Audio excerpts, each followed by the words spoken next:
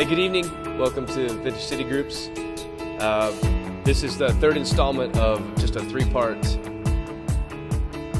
vision cast, basically. And what I shared in the first session that we talked about this was our first 5 years, Vintage was really getting established, and the Lord was blessing this idea, this what felt like at times a fledgling church plant. And we internally have begun to affectionately call this season Vintage 2.0, which is really all about us learning how to live into the next thing the Lord would call us to. And I'm excited for it, and we've studied three real simple things. One is that one of our fundamental callings and the visions for us as a church is to create a dwelling place for the presence of God.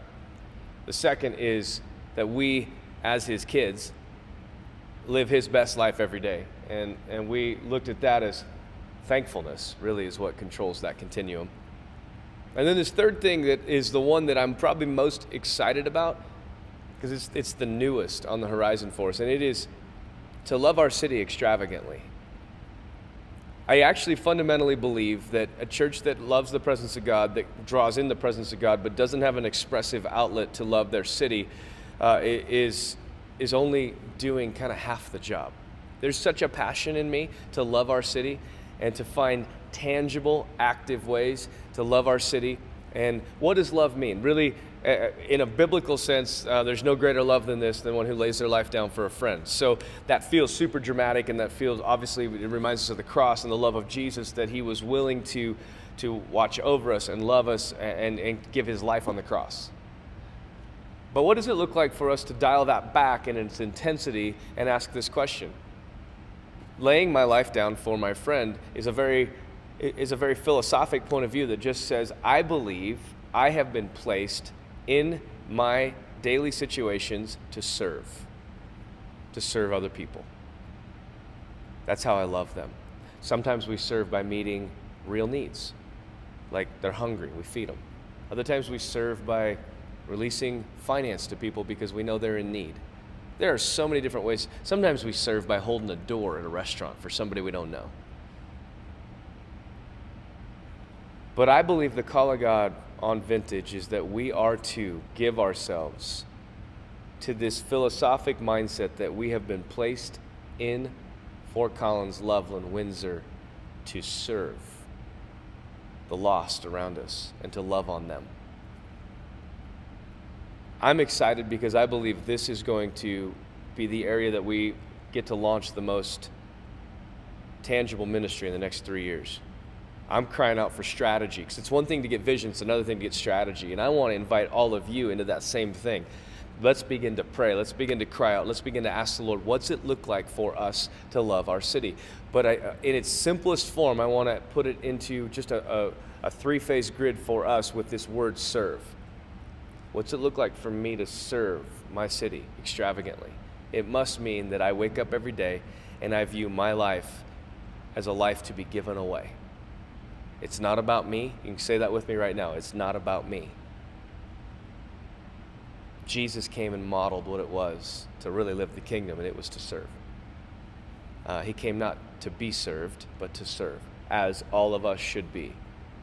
We shouldn't live to be served. We should live to serve personally. And then the next question would be, as a family, what does it look like for us to live in a way that we're serving the people we're connected to around us? As a family unit, we all have this collective idea. Moms and dads, I know that you've probably maybe done projects with kids where you're going to go help the neighborhood, and kids are never really that aggressively on board with it. I just want to challenge us to be championing in our homes this idea of serving our community. City groups, fabulous way for city groups to build relational communities. Just figure out ways to serve together and just touch the community together.